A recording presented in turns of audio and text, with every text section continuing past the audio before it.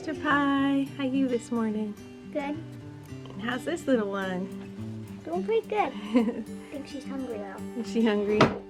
6 weeks old already. 6 weeks old. It's going fast, isn't it? Yep. And how old are you now, Biddle? Big. Big? Are you 3? Yes. Yes, and Esther Pie gave you some pretty pictures for your birthday, huh? Yes. Hello everyone, welcome back to Thousands of Roots. I am Carrie and I'm holding our youngest little one, Abby. We had planned on videoing today just some of the projects of the homestead, chopping more wood for the cook stove, getting more sawdust for our almost empty sawdust bin, which we use for our composting toilet, and at some point separating our bull to keep him away from our yearling heifer that we don't want to be bred right now. But it is a really sunny, windy, cold day. It doesn't make for very good outdoor videography. So we're inside now and just thought it'd be fun to share what we eat on a typical day, breakfast, lunch, and dinner. And I'd also like to share just a few thoughts on meal planning for a large family and how I approach that. So our typical breakfast on a Sunday morning is what I call farmer's breakfast, and it's usually because I have some leftover taco meat from the day before. So I chop up some potatoes and onions, sometimes from the garden. This time of year we don't have any from the garden though. That leftover taco meat I throw in once the potatoes are done, and then we put in eggs from our chickens, scrambled in, and if we happen to have them, greens off the land. And it was really a blessing today, it being January, to be able to go into our greenhouse and gather up some Georgia Southern collards and some Hilton Chinese cabbage. I'm not sure how much longer they're gonna last. The greenhouse is not sealed very well, and we've got some real cold nights coming, so I may lose some of that, but it's been so fun to have those greens to harvest in the middle of winter.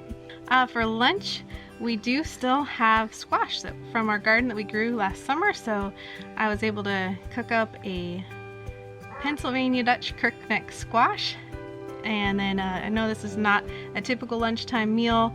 It sounds more like a breakfast meal, but for me it works out easier at lunchtime because I'm able to cook the squash slowly all morning long. Once I've baked the squash, I spoon it all into a pot. I use my stick blender and mix it up because it tends to be a little stringy and watery, so I blend it all up and then add some almond flour and butter, cinnamon, honey, a pinch or two of salt, and we just make like a porridge out of it. And then I also made a quick flatbread, and I just use basically half and half arrowroot flour and almond flour, a little bit of oil, water, and salt.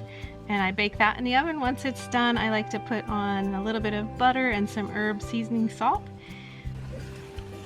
Here's the brush.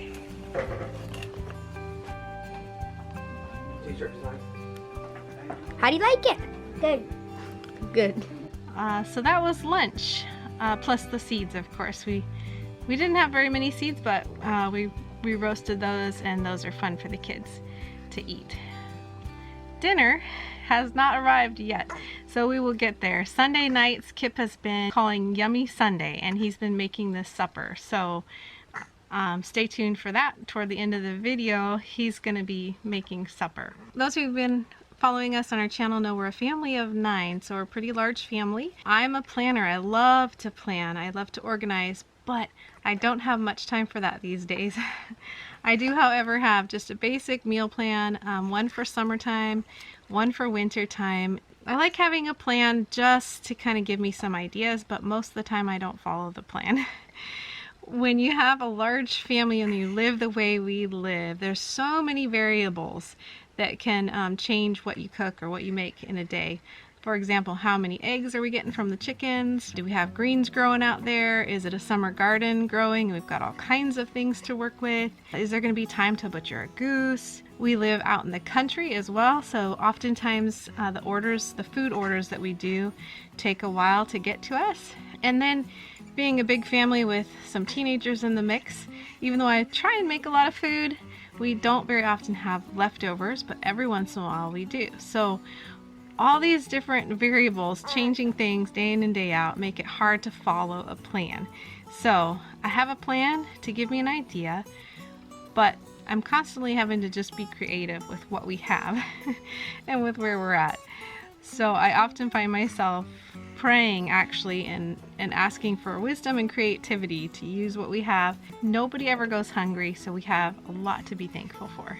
I just missed it. She did a big smile. It's hard to get that on camera. Can you do it again? You smile. All right, so I'm just gonna read off a typical breakfast, lunch, and dinner for our wintertime menu that we currently are going off of. So farmer's breakfast for Sunday, berry crisp on Monday, which is usually just, we get wild blueberries, and I cook them up, use a little arrowroot and honey to thicken, to make a sauce, and then I just mix together oats and almond flour, a little butter, and honey to make like a crumble that I put on top and then bake it in the oven. Tuesday is oatmeal and fried eggs. Wednesday I use leftover mashed potatoes from the night before to make mashed potato patties, and I have a video on that somewhere too, I believe. Thursday I use leftover sweet potatoes or winter squash from the night before and make some sort of breakfast cookies or cake or something out of those leftovers. Friday and Saturday I just make a huge batch of chocolate chip pancake cake batter. And I make pancakes and a big cake that we save leftovers for, so I don't have to make anything on Saturday morning. She's getting fussy on me. Don't fuss. Lunches, Sunday, we just happened to do what was on the meal plan for Sunday lunch, and that was squash porridge and flatbread. Monday, we often will do a juice fast. So I get juice powders from the Synergy company and mix up a big batch of juice. Baby was getting a little fussy, so Caleb's gonna take her for a little bit so I can finish this video. Thanks, Caleb. You're welcome. We do have a juicer, but it takes a ton of fruits and veggies in order to make enough juice for our whole family, and I find it to be a little more cost effective to just get the juice powders from the Synergy company, and it's a whole lot less work for me as well. So it'd be wonderful if we could juice every single day and everybody get a serving every day. We just can't do that, so we try on Mondays to do a lunchtime juice fast if we can. So Tuesday is yogurt and granola and fruit for lunch. Wednesday we like to get lentil pasta and do some sort of a little pasta with spinach and garlic. Or we also sometimes have spaghetti squash, so I'll do a little pasta with spaghetti squash. Tuesday lunch is usually tuna salad and some chips. Friday again is yogurt or kefir with some granola and fruit. And then on Saturdays we have leftover taco salad from the night before. So that's lunches. Dinners, we have Sunday night Yummy Sundays that Kip makes, which is a wonderful break for me to not have to make dinner or supper on Sundays. Monday night is salmon patty salad, and that's our popcorn night. We do sprouted popcorn once a week. That's kind of a cheat for us because we don't do corn very much. We don't do a whole lot of grains at all. Actually, oats are kind of a treat for us as well. We were almost 100% grain free for about 2 years, so oats are a treat, popcorn's a treat. We've added in some jasmine white rice recently as well, which has been a huge blessing to be able to have rice with meals, and that's been great. Tuesday is some sort of either meatloaf or pot roast beef and mashed potatoes and veggie. Wednesday night is our poultry night, and so we've been butchering chickens and geese lately to cull out the old chickens and to get our pilgrim geese back to pure pilgrim and no other breed mixed in. So Wednesday night is some sort of poultry, depending on what we have, either sweet potatoes or winter squash, and veggies and rice. Thursday night is I use whatever poultry we had from the day before. I make a bone broth out of, and so I make a big pot of soup on Thursday night using the leftover meat and the broth, and then put in a bunch of veggies. Every once in a while we'll have pizza, but not very often. So sometimes instead of soup we'll do pizza.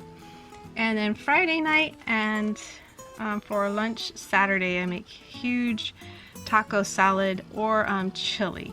So it just depends. I kind of go back and forth. And taco salad is basically just I make a big bowl of greens, and then everyone can put whatever they want on top. Navy beans, 100% grass-fed ground beef, white rice, sometimes sauteed onions and peppers, salsa, sour cream. It varies, but everyone can just throw whatever they want on top of their greens, and then we call it taco salad, and then there's leftovers for lunch the next day. And supper on Saturday evenings is something I've just recently started doing. It's really easy. We use the leftover greens from our salad from the night before and from lunchtime to make like a lunch meat salad. We're able to get some fairly healthy turkey lunch meat from a natural food store that we go to here. And I just chop it up, and then we put in sprouted sunflower seeds, and then I just drizzle on some oil and liquid aminos and some other things, just mix it all up. It's a little different every time, but it makes for a really quick, easy evening meal on Saturdays. That's our meal plan in a nutshell, and like I said, there's so many variables, so I'm constantly going off of the meal plan and having to just make things up as I go. Almost forgot to mention snacks. We do snack as well. I try and encourage the children to have fruit. So we almost always have bananas and apples for snacks, sometimes carrots as well. So here we are at supper time. My love and Esther Pie are working on what? What are you guys making? I don't know. I don't know what we're making. Baked potato slices, and then covered with cheese, and then organic turkey bacon. And by the way, everything's organic. Yes, everything's organic. Everything's organic. Though certainly this is not the most healthy dish. It's not really too bad for you. It's gonna be a treat. I think it's gonna be very, very tasty. Yes. No, sweetie. Tasty, tasty, yummy, tasty.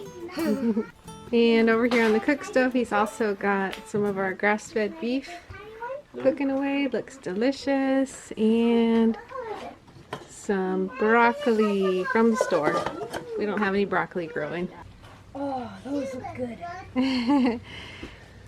Thank you so much, my love, for making these meals on Sunday nights. Yes. Huge blessing to me. You are awesome. Yummy Sundays. That's for you, honey. I appreciate you. Love you. Love you too. And Esther Pie has been a big help also. Thank you. Alright, here goes Nader. Very good. Make sure you remember you can comment in the community tab. We pray blessing over you and yours. And whatever you do it with your whole heart. Whole heart. Whole heart.